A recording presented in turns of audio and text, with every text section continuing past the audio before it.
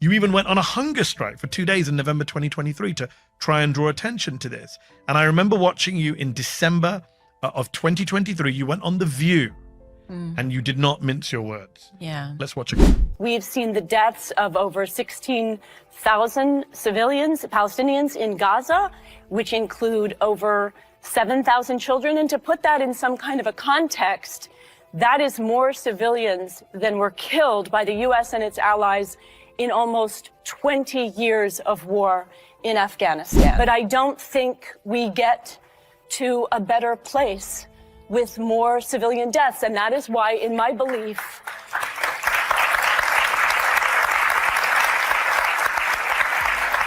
we need a permanent ceasefire right now. Starved, and there's no water, and there's no fuel, and there's no medical care. There is nothing. And so if we just, what I tried to do on The View was just keep bringing it back to that, not who's right, who's wrong, who started it, what's the solution. It's like, we can't keep killing children and women and babies.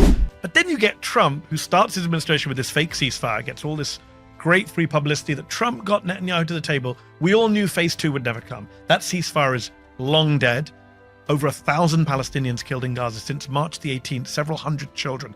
The biggest massacre of children in any single 24-hour period since October the 7th. The beating of the Palestinian filmmaker who made No Other Land, the beating by settlers and then the seizure by the IDF. I mean, I think there are people, 900 people in the academy just... That first statement they put out was absurd. Unbelievable. And then they just have C-sections without painkillers, no access to kind of sanitary products, having to use bits of tent. Where is the feminist movement when it comes to Palestinian women? So Donald Trump gets elected. He benefits in some ways from the Democrats being so bad on Gaza. A lot of people in Michigan stay at home or defect to Trump or vote Jill Stein. I have left-wing Muslim friends that they didn't vote for Trump, but they did not vote for Kamala. Young people, people of color, Arab Americans, Muslim Americans, a bunch of people. And, Joe Biden became, for a period, Genocide Joe. Kamala Harris, people were saying we can't vote for her. And I understood that. Completely understood the pain and the anger and not wanting to reward Democrats. But then you get Trump, who starts his administration with this fake ceasefire, gets all this great free publicity that Trump got Netanyahu to the table. We all knew phase 2 would never come. That ceasefire is long dead. Over 1,000 Palestinians killed in Gaza since March the 18th, several hundred children. The biggest massacre of children in any single 24-hour period since October the 7th. All aid blockaded into Gaza, even the minimal that was allowed in under Biden. In many ways, it's much worse now under Trump. Yes. But does it feel like that when I go on social media or when I meet people or talk about Gaza? I don't know if people are numb to it, people are exhausted by it, but I'm not seeing that. And I wonder how he gets away with this, because he's literally now presiding over the ethnic cleansing of Gaza and the West Bank. And I'm not seeing the same outrage against him from some, yes, but from others that we saw against Biden. I wonder, is that because we hold the Democrats to a higher standard, or is that he just gets a weird pass? Because right now it's really bad in Gaza. And I don't feel like I'm seeing that in our media, in our activism. I mean, I think it is a combination of things. One is that you feel like you scream and you scream and you scream and nobody seems to react. And I think another thing is, I think people are scared in a McCarthy kind of a way now. Yeah. You just try and find an opening. And I feel like the beating of the Palestinian filmmaker who made No Other Land, the beating by settlers and then the seizure by the IDF. I mean, I think there are people, 900 people in the academy just... That first statement they put out was absurd. Unbelievable. And then they justified it saying, well, we've got diverse perspectives. I know. So we have to satisfy. You've so made there's it worse. There's a pro-beating faction of the academy. Right. There's a There are good pro-settler people faction. on both sides, Yeah, I guess. exactly. Right? It's Charlottesville on steroids in the West Bank. Right. Yeah, you wonder, did we poll our members and they said, whoa, don't be mean to the settlers. Yeah, it was bizarre. The statement was awful. The justification was awful. The follow-up. I'm glad Yuval Abraham, who is the Israeli co-maker of that film, really called out the Academy for that. I mean, look, Hollywood, which is this liberal bastion that stood up to Trump in his first term, that takes, liberal positions on everything from abortion to gay rights to Darfur, go down, George Clooney, go down the list. But there's always that pep. There's progressive except Palestine. There's always that Palestine exception where, the entertainment industry does not come on board in the same way.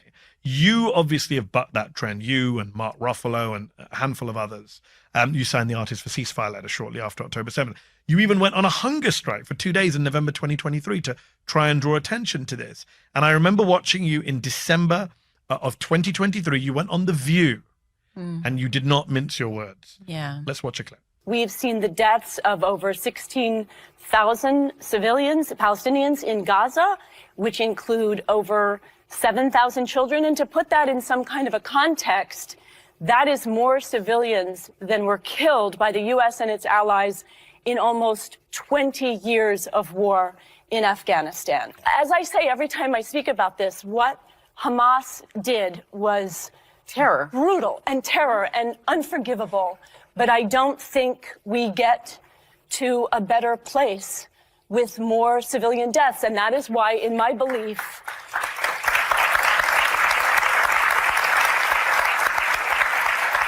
we need a permanent ceasefire right now. When you went on The View, what were you thinking at that time about, I don't want to single out the people on The View, but in general, Hollywood, entertainment? You're taking this position that's very unpopular at the time. This is just a couple of months after October the 7th. A lot of people in your industry want to say what you're saying, but they're worried about professional consequences. What are you thinking in that moment? I'm thinking that, I have Jewish children, and my Jewish child, my oldest one in particular, is the person who is telling me, you can't not speak. You can't. He said, I'm doing everything I can in my smaller way. You have a big megaphone. Please do whatever you can. And I think it's really important to not let anyone confuse your words, not to let anyone think that this is in some way a defense of Hamas, and just make sure that there's no possibility that they don't think that you don't think that what happened on October 7th was horrific and unacceptable and devastating. But I think that it's really important to just keep saying women and children and elderly people are being not only just bombed and shot in unimaginable numbers, but like you say, they're also being starved, and there's no water, and there's no fuel, and there's no medical care. There is nothing. And so if we just, what I tried to do on The View was just keep bringing it back to that. Not who's right, who's wrong, who started it, what's the solution. It's like, we can't keep killing children and women and babies. So this is Mehdi Hasan's interview with Cynthia Nixon. Cynthia Nixon, for those that don't know, is an extremely, extremely famous actress. And, I'm happy to see that more and more people are becoming anti-Israel on both the right and the left. A little bit more so on the left right now, but it's definitely catching on the right as well. And it's becoming this unique unification between the left and the right. And it's very motivating, because just a few years ago, you look back 5 years ago, 10 years ago, you would not see anyone on the left or right be anti-Israel. It was like end of your political career, end of your whatever career you had, it's over. So it is very nice to see that. And another thing that I wanted to say is that, and also I wanted to remind everyone that if you enjoy videos like this, that are summarized versions of Mehdi Hasan's videos or Pierce Morgan, make sure you like this video and subscribe to my channel. It really helps get my name and video out there. More people can see it, more people can change their views on it. Fatima Bhutto, who's a Sateo contributor, a Pakistani novelist, she's been very critical in her pieces for us of what she claims is the hypocrisy. She argues is the hypocrisy and silence of white liberal feminists in the West who will stand up for women in Iran or Iraq or Afghanistan, but Palestinian women who are having to have C-sections without painkillers, no access to kind of sanitary products. C-sections without painkillers is insane. I can't even imagine that. I don't know how they live. Having to use bits of tent. Where is the feminist movement when it comes to Palestinian women? I mean, I couldn't agree more. I mean, it's a human issue, but certainly if you care about women and you care about children, these are not combatants. There is, I mean, how long are we going to hear? Well, we had to kill them. They were being used as shields. It's what does Bill Burr say? Something about like, if a guy, you know, comes up with a baby in front of him, you don't shoot the baby. Like, you don't. Yeah. You have to find another way. Unless you've dehumanized that baby. Unless to the you point dehumanize where you baby don't to the consider point it's where not human, it every doesn't matter single the life. Palestinian is a terrorist. Or their lives just don't matter when they die. Like it's the equivalent of killing But they're insects all or ants. somehow complicit, Yes. right? And we've seen that on Israeli television. They've talked about even children being complicit in terrorism. Yeah, it's very odd. They made everyone believe that Palestinians are all Hamas, and that anytime you think of a Palestinian child, oh, it's probably a terrorist. They get trained very young. It's actually disgusting. And for those that enjoy videos like this, make sure you like this video and subscribe to my channel. Do your part. Get this video out there and do your part in spreading this message so it goes and changes minds of more people. Also, if you really want to help support this channel, become a member. It's only $2.99 a month. And a lot of the videos on this channel do get demonetized. It's just part of the show. So become a member. It's $2.99 a month. The link will be in the description below. The rhetoric is bad. Just one last question on this. To go back to Hollywood, you mentioned earlier about politicians having to worry about donors. Hollywood actors don't have to worry about donors, especially the kind of A-listers who make a lot of money, but they do have to worry about their movies. Yes. And, they have who's to worry funding about the the movies. audiences. They have to worry about, you said that Hollywood is very left-wing, but except for Palestine. Liberal. Right, liberal It's not Hollywood. left on the economy. Most of Hollywood is liberal, I would say. But again, if you talk about McCarthyism, which we were in a moment ago, I mean, that was Hollywood, right? That's where he, the army, okay, and the government workers, but McCarthy made the most inroads in Hollywood, which is like, we can be very liberal, we can be very progressive, but we can also be very easily scared. And people on, now that there are all these different streaming services and their subscription, but when I started out back in the day, there was only network television, and it was constantly like, don't do that, the sponsor won't like it. So we're very liberal, but we're very still worried about we're who pays the bills. very scared. Have you been following the row over Rachel Ziegler and Gal Gadot I have. and Snow White? I have. She was told to delete tweets saying standing up for Palestinian rights, whereas Gal Gadot is able to talk about October 7th, the Israeli military, Israel, her love for Israel, which is each to their own. That's her free speech. But to do the same for Palestine makes Rachel some kind of extremist, woke activist, troublemaker. Right. And she's playing Snow White. She's well cast. Snow White is going to be concerned and care about Palestine. Let's just say, Harvard, for example, there is reporting that the Harvard president and the Harvard University actually reached out proactively to the DOJ anti-Semitism task force to say, hey, what do you want us to do? Should we shut down the Middle East Studies Department? Should we fire X or Y professor?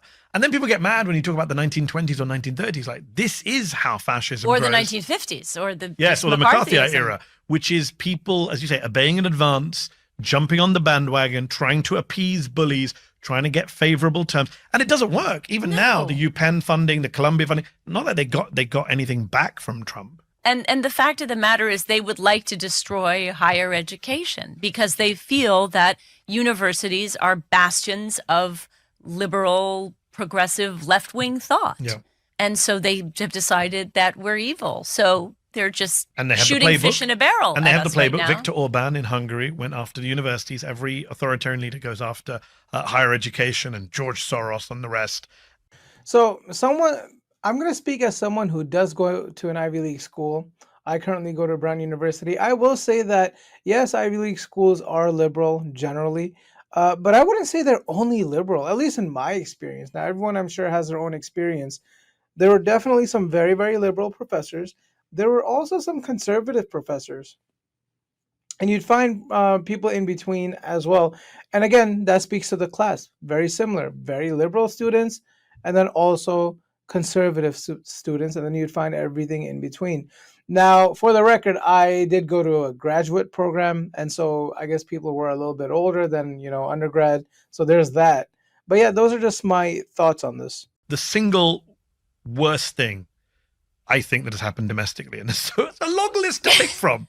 We're meeting the day after tariffs, crashing the economy perhaps. But for me, still, the most egregious thing in my view since he came back to office is the disappearing Pinochet style of people off the streets. Mahmoud Khalil, Columbia grad student, green card holder, married to an American citizen. Ramesa, the Turkish student at Tufts. Horrific video. The footage of the her footage. being I've watched taken, it several times, and every time I know, it's horrifying. You can't believe They it. come up in masks, man. They don't provide any ID. They just She grab says, her I'm by- calling the police. They're like, we are the police. It's weird because Republicans believe in stand your ground, right? They've passed stand your ground state. How do they? I think there's a lot of Republicans who are talking against that. And I think there's a lot of people. I mean, personally, I don't like Trump or Biden. I think it's disgusting and surprising, right? When Mahmoud Khalil got arrested, I do feel like they know they kind of messed up on that one because he was such a clean dude. Like, obviously, he wasn't pro-Hamas. He had a green card. His wife was pregnant and she was American. She was a U.S. citizen. And I think they messed up. And Donald Trump's technique is generally when you mess up, you double down. And so now they're just doubling down. No, he was pro-Hamas and we're going to take him. And he's definitely getting deported and the court's siding with him. I feel bad for the guy. It's very unfortunate. I hope he gets to stay. But yeah, it's disgusting. I know she wouldn't have pulled out a gun and shot them as I felt threatened. Like, I know it's Massachusetts, not Florida, but it's insane that a masked man can come and grab you by the wrist with no ID and you're supposed to go along with them in America, right? Of all places. And don't tread on me. And deporting people who are supposed to be gang members to countries they're not even originally from. With no shred of evidence that they're gang members. No. In fact, the guy they picked up in Maryland that the Atlantic broke the story of, who's the husband of American citizen, Mr. Garcia, has a 5-year-old child with disabilities, hearing condition, autism. He was wearing Chicago Bulls merch in a Home Depot parking lot in 2019, and a detective from Maryland who was later suspended said he's a gang member. And that's it. That's all they have. He's never been charged or convicted with a crime, and they've disappeared him. And even me, someone who was warning about the dangers of Trump all of 2024, even I didn't think they would go to kind of this level of fascism so quickly. We're not even 100 days in, and they're literally disappearing people off the streets. Green card holders. It's unbelievable, and the amount of just firing of whole, like, let's get rid of the Department of Education. But I do think it's really important.